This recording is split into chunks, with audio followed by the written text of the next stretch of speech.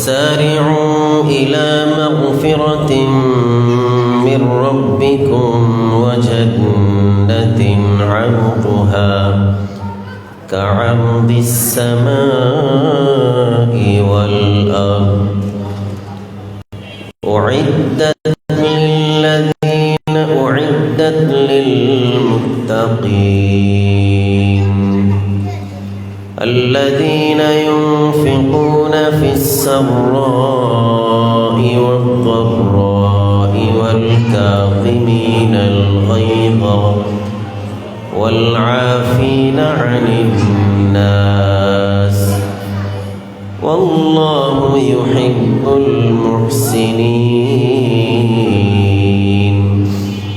والذين إذا فعلوا فاحشة أو ظلموا أنفسهم ذكروا الله فاستغفروا لذنوبهم ومن يغفر الذنوب إلا الله ولم يصروا على ما فعلوا وهم يعلمون أولئك جزاؤهم مغفرة من ربهم وجنات تجري من تحتها الأنهار خالدين فيها ونعم أجر العاملين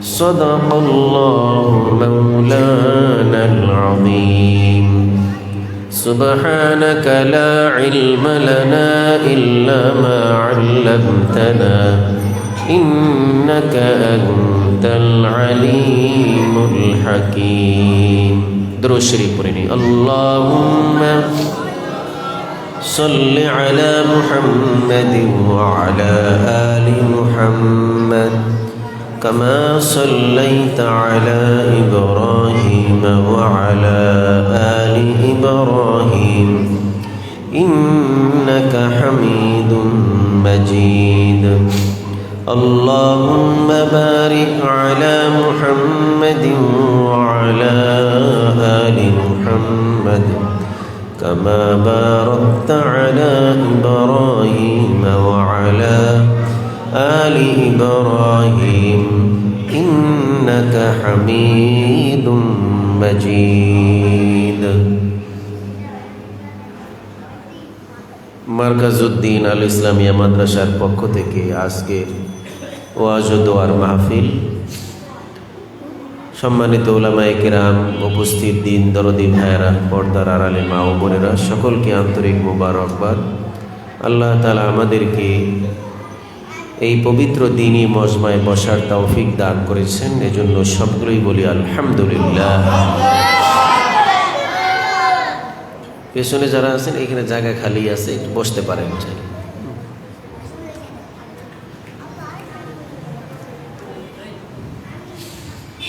সময় খুব অল্প নামাজ দাঁড়িয়ে যাবে এই অল্প সময়ে আমি আপনাদেরকে পবিত্র কোরআন শরীফ থেকে কয়েকটি আয়াত তিলাওয়াত করেছি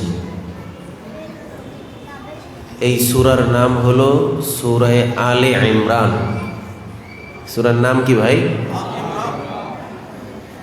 এই সূরার 133 থেকে নিয়ে 136 নং আয়াত পর্যন্ত 4টি আয়াত তেলাওয়াত করেছি এই 4 আয়াতের মধ্যে আল্লাহ তাআলা কি বলেছেন সংক্ষেপে আপনাদের সামনে তুলে ধরছি আল্লাহ রাব্বুল আলামিন বলেন ওয়াসারিউ ইলা মাগফিরাতিম মির রাব্বিকুম তোমরা তোমাদের রবের পক্ষ থেকে মাগফিরাত তোমাদের রবের পক্ষ থেকে যেই ক্ষমা এই ক্ষমার দিকে তোমরা ছুটে চলো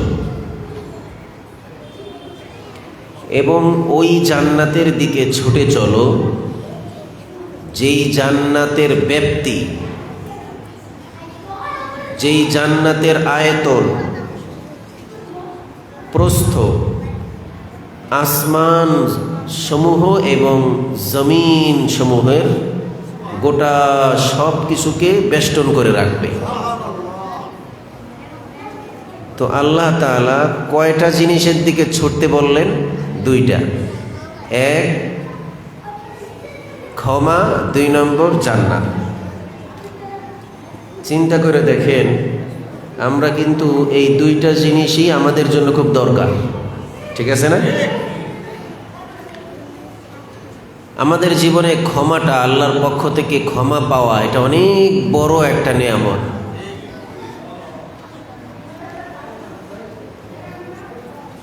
ফাঁসির দণ্ডাদেশপ্রাপ্ত আসামি, যার ফাঁসির রায় হয়ে গেছে, তারে যদি জিজ্ঞেস করেন আপনার শেষ ইচ্ছা কি, মুরগি খাবেন, খাসি খাবেন না গরু খাবেন, সে বলবে যে ভাই এত খাওয়া খাওয়ির দরকার নেই, আমার সবচাইতে বড় স্বপ্ন হইল আমার আগে প্রাণ ভিক্ষা দিয়ে দেন।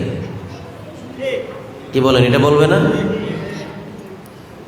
ওই মুহূর্তে যদি প্রেসিডেন্ট তাকে ক্ষমা করে দেয়, প্রাণ ভিক্ষা দিয়ে দেয়, এটার চাইতে বড় পাওয়া আর তার কিছু আছে?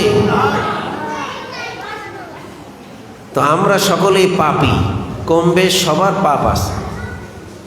যদি আমরা ক্ষমা পেয়ে যাই, ক্ষমার সার্টিফিকেট আল্লাহ তাআলা আমাদেরকে দিয়ে দেন, এর চাইতে বড় পাওয়া আর নাই। এজন্য এক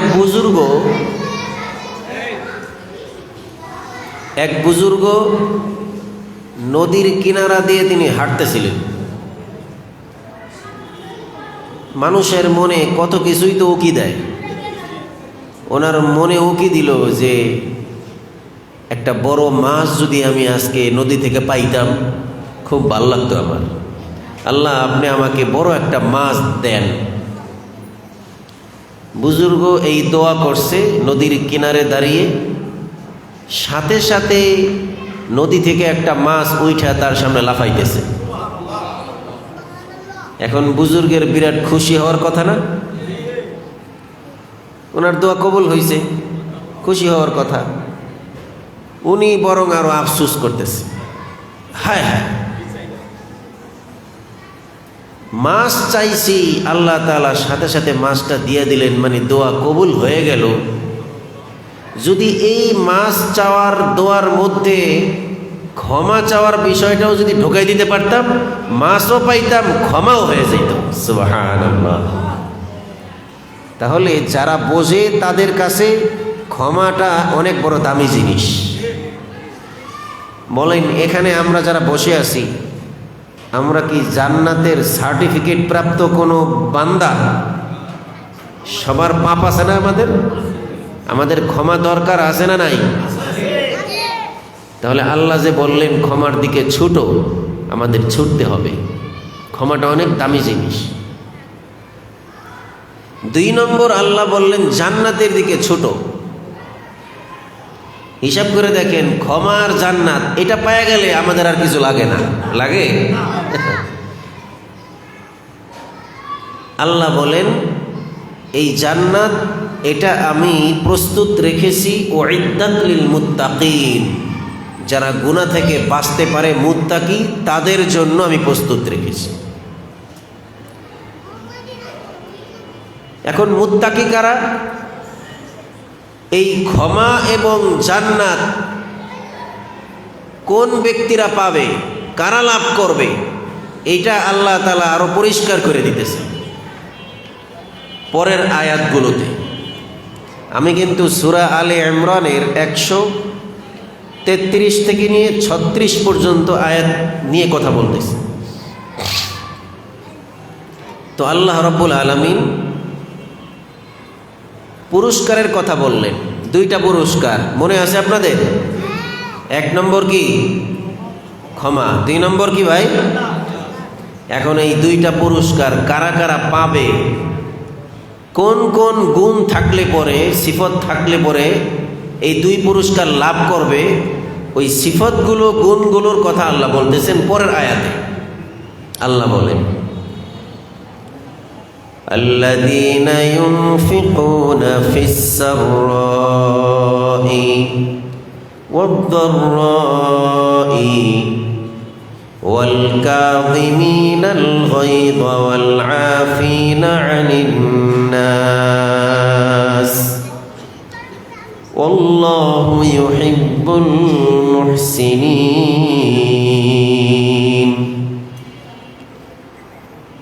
এই দুই পুরস্কার যারা লাভ করবে ওই সকল ব্যক্তিরা যারা সুখে এবং দুঃখে উভয় অবস্থায় যারা আল্লাহর রাস্তায় দান করে, সচ্ছল থাকুক অথবা অসচ্ছল থাকুক, উভয় অবস্থায় যারা দান করে, আল্লাহ রাব্বুল আলামিন সূরাতুল বাকারার 245 নম্বর আয়াতে বলেন, মান যাল্লাযী ইউকরিদুল্লাহা করদান হাসানা, কে আছে এমন যে আল্লাহকে উত্তম ঋণ প্রদান করবে। মুফাসসিরিনে কিরাম বলেন আল্লাহকে ঋণ দেওয়ার মানে কি? বলে আল্লাহকে ঋণ দেওয়া মানে হলো আল্লাহর রাস্তায় খরচ করা, দান করা। তাহলে কেন দান করাকে ঋণের সঙ্গে সামঞ্জস্য করা হলো, মিলানো হলো? বলে ঋণ দিলে যেরকম যাকে আমি ঋণ দিলাম সেই ব্যক্তি আবার আমাকে সেই ঋণের টাকাটা পরিশোধ করে দেয়, ফেরত দিয়ে দেয়, ঠিক তদ্রূপ আল্লাহর রাস্তায় দান করলে পরে আল্লাহ তাআলা শুধু ওই পরিমাণ নয়, তার চাইতে বহুগুণ পরিমাণ আমাকে পরিশোধ করে দেবে। সূরাতুল বাকারার 261 নম্বর আয়াতে আল্লাহ বলেন, মাসালুল লাযীনা ইউনফিকুনা আমওয়ালাহুম ফি সাবিলিল্লাহি কামাসালি হাববাতিন আনবাতাত সাবআ সানাবিল ফি কুল্লি সুনবুলাতিন মিআতু হাব্বাহ ওয়াল্লাহু ইউযাইফু লিমান ইয়াশা ওয়াল্লাহু ওয়াসিউন আলীম। যারা আল্লাহর রাস্তায় ব্যয় করে তাদের দৃষ্টান্ত হলো একটি এমন দানার ন্যায়। একটি দানা, এটাকে জমিনের মধ্যে যদি কেউ বপন করে, ওই দানা থেকে একটা গাছ বের হয়, ওই গাছের 7টা শীষ হয়, ওই 7টা শীষের প্রত্যেকটার মধ্যে 100 করে আবার দানা হয়। যেমনিভাবে এক দানা 700 দানা তৈরির মূল কারণ হয়ে গেল। কোনো ব্যক্তি 1 টাকা যদি আল্লাহর রাস্তায় দান করে, আল্লাহ রাব্বুল আলামিন বৃদ্ধি করতে করতে 700 গুণ পর্যন্ত বাড়ায় দেন। সুখে এবং দুঃখে উভয় অবস্থায় আল্লাহর পথে দান করা। বলবেন সুখে থাকলে দান করা বুঝলাম, পকেটে টাকা আছে দিয়ে দিলাম, কিন্তু অসচ্ছল অবস্থায় দান করা আবার এটা মানে কি বুঝলাম না। আমি নিজেই তো খাইতে পারি না, আবার দান করব কেমনে? বলে যে অসচ্ছল অবস্থায়ও দান করার কথা আল্লাহ বলেছেন। পবিত্র কোরআনে সূরাতুত তালাকের 7 নম্বর আয়াতে আল্লাহ বলেন, ওয়ামান কুদিরা আলাইহি রিজকুহু ফালইউনফিক মিম্মা আতাহুল্লাহ। যেই ভদ্রলোকের রিজিককে সংকুচিত করে দেওয়া হয়েছে, যার অসচ্ছল অবস্থা, সে তাকে যতটুকু আল্লাহ মাল দিয়েছেন ওখান থেকেও যেন সে একটু দান করে। কারণ সায়াজআলুল্লাহু বা'দা উসরি ইউসরা, আল্লাহ অসচ্ছল অবস্থার পরে শীঘ্রই অতি সত্বর তাকে সচ্ছলতার জিন্দেগিতে ফেরত নিয়ে আসবে।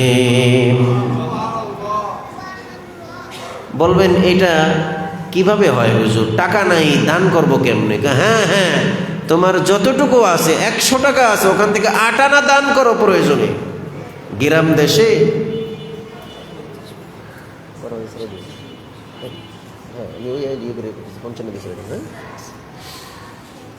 চাপ কল দেখছেন না আপনারা? সকালবেলা উঠলে পরে দেখবেন পানি আসে না, পানি নিচে চলে যায়, চাপাইতে থাকে, পানি আসে না। তখন মানুষজন এক গ্লাস পানি নিয়ে ওটাকে ঢালতে থাকে আর চাপাইতে থাকে। এক গ্লাস পানি ওটাকে ঢালতে থাকে আর চাপতে থাকে, চাপতে চাপতে একটা পর্যায়ে অনেক পানি চলে আসে না?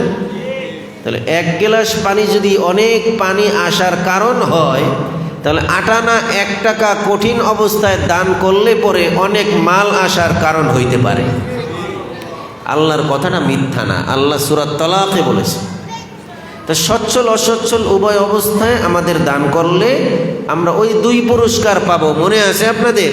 জান্নাত আর মাগফিরাত। এটা 1 নম্বর গুণ। সচ্ছলে থাকি অসচ্ছল অবস্থায় থাকি, আল্লাহর রাস্তায় দান করতে হবে। 2 নম্বর গুণ হলো আল্লাহ বলেন ওয়াল কাযিমিনাল গায়জ। মানুষ মাত্রই তার রাগ আসতে পারে। মানুষকে মৌলিকভাবে 4টা মেডিসিন দিয়ে পয়দা করেছেন আল্লাহ তাআলা। এর মধ্যে একটা মেডিসিন হলো আগুন। মানুষের মধ্যে আগুন আছে, যে কারণে সে ফট করে চাইতে যায়। এই রাগ তার আসতে পারে, এটাকে হজম করতে হবে। এই হজম যারা করবে আল্লাহ রাব্বুল আলামিন তাদেরকে ওই 2 পুরস্কার জান্নাত এবং কি দান করবেন? মাগফিরাত দান করবেন। সুবহানাল্লাহ বলেন। আল্লাহ রাব্বুল আলামিন বলেন পবিত্র কোরআনের অন্য জায়গায় ফামি রাহমাতিম মিনাল্লাহি লিনতা লাহুম। কেউ যদি রাগকে হজম করতে পারে, মানুষের সঙ্গে দয়ার আচরণ করতে পারে, বুঝতে হবে ওই ব্যক্তির উপর আল্লাহর রহমত আছে। সুবহানাল্লাহ। রাগ দমন করার ব্যক্তির উপর আল্লাহর রহমত থাকে, রাগকে বাস্তবায়ন যে করে তার উপর আল্লাহর রহমত থাকে না। তাহলে 2 নম্বর গুণ পাইলেন। 3 নম্বর গুণ হইল ওয়াল আফিনা আনিন নাস, মানুষকে মাফ করে দেওয়া। সূরাতুশ শূরায় আল্লাহ বলেন ফামান আফা ওয়া আসলাহা ফাআজরুহু আলাল্লাহ। যেই ব্যক্তি মানুষকে মাফ করে দিল তার প্রতিদান আল্লাহ রাব্বুল আলামিনের কাছে বরাদ্দ আছে। হাসান বসরি রহিমাহুল্লাহ তিনি তাহাজ্জুদের সময় মোনাজাতে দোয়া করতেছেন, আল্লাহুম্মা আফু আম্মান যালামানি, হে আল্লাহ আমার উপর যে জুলুম করেছে তাকে আপনি মাফ করে দেন। পাশে থাকা এক ব্যক্তি বলে, হুজুর এই দোয়া দেখে আমারও মনে হচ্ছে যে আমি আপনার উপর জুলুম করি। যেহেতু আপনার উপর যারা জুলুম করেছে তাদের জন্য আপনি মোনাজাত ধরে দোয়া করেন, মনে চায় আমিও যেন আপনার উপর জুলুম করি, তাহলে আমার জন্য আপনি দোয়া করবেন। হাসান বসরি বলেন, কেন তুমি কি জানো না আল্লাহ রাব্বুল আলামিন বলেছেন ফামান আফা ওয়া আসলাহা ফাআজরুহু আলাল্লাহ। যেই ব্যক্তি ক্ষমা করে নিজের ভুলকে সংশোধন করে নেয় তার সওয়াব আল্লাহ রাব্বুল আলামিনের কাছে রেডি আছে। নবীজি বলেন কিভাবে রেডি? হাসরের ময়দানে আলা রুউসিল খালাইকি দাআহুল্লাহু আলা রুউসিল খালাইকি, তামাম মাখলুকের সামনে আল্লাহ তাআলা ওই ভদ্রলোককে ডাক দিবেন। ডাক দিয়া বলবেন, আব্দুল্লাহ আব্দুর রহমান এদিকে আসো। কেন? বলে যে তুমি আমার কাছ থেকে সওয়াব পাওয়ার জন্য দুনিয়ার মধ্যে রাগটাকে হজম করে মানুষকে মাফ করে দিয়েছিলে। আমি প্রতিশ্রুতি দিয়েছিলাম তোমার সওয়াব আমার কাছে বরাদ্দ থাকবে। নাও আজকে এই সমস্ত মাখলুকের সামনে আমি তোমার সওয়াব তোমাকে বুঝাই দিলাম। কেমনে? এই দেখো যত হুর সুন্দরী সুন্দরী রমণী রেডি আছে, যেই নারীকে তোমার পছন্দ হয় তুমি বাছাই করে নিয়ে যাও, তুমি বাছাই করে নিয়ে যাও। আল্লাহ রাব্বুল আলামিন এত পুরস্কার দান করবে। কয়টা গুণ কইলাম? 3টা। 1 নম্বর সুখে দুঃখে তার দান, 2 নম্বর গুসাকে হজম, 3 নম্বর ক্ষমা, 4 নম্বর আল্লাহ বলেন ওয়াল্লাযীনা ইযা ফাআলু ফাহিশাতান আও যালামু আনফুসাহুম যাকারুল্লাহ। কোনো অশ্লীল এবং গুনাহের কাজ করে ফেললে সাথে সাথে আল্লাহকে স্মরণ কইরা ওই গুনাহ থেকে ফেরত আইসা তওবা করা, জীবনে আর করব না, এবং কোনো একটা নেকির কাজ করা। পাপ করে ফেলছেন, মিথ্যা বলে ফেলছেন, 2 রাকাত নামাজ পড়া আল্লাহর কাছে মাপ চান, তো আগের ওই গুনাহটা মাপ হবেই না, শুধু আল্লাহ বলেন ওরে আমি মাপও করব, জান্নাত নামক সারপ্রাইজও তাকে আমি দান করব। সুবহানাল্লাহ। তাহলে আজকের এই শর্ট আলোচনায় আমরা 2 পুরস্কার শুনলাম। 2 পুরস্কার কারা পাবে? 4 গুণ যাদের মধ্যে থাকবে। 1 নম্বর সুখে দুঃখে দান করতে হবে, 2 নম্বর রাগকে কন্ট্রোলে নিয়ে আসতে হবে, 3 নম্বর মানুষকে মাফ করে দিতে হবে, 4 নম্বর গুনাহ হয়ে গেলে একটা ভালো কাজ করে আল্লাহর কাছে মাপ চাইতে হবে। তাইলে মাগফিরাত এবং জান্নাত নামক পুরস্কার আল্লাহ দেবেন। এটা কোরআনে বলছে না নরমাল কিতাবের মধ্যে বলছে আল্লাহ? বলেন, এটা কোত্থেকে শোনাইলাম? কোরআনের কথা কি বিশ্বাস হয় আমাদের? তাহলে ইনশাআল্লাহ আজ থেকে আমল শুরু করে দেব। আল্লাহ তাআলা আমাদের আমল করার তৌফিক দান করেন। ওয়া আখিরু দাওয়ানা আলহামদুলিল্লাহি রাব্বিল আলামিন।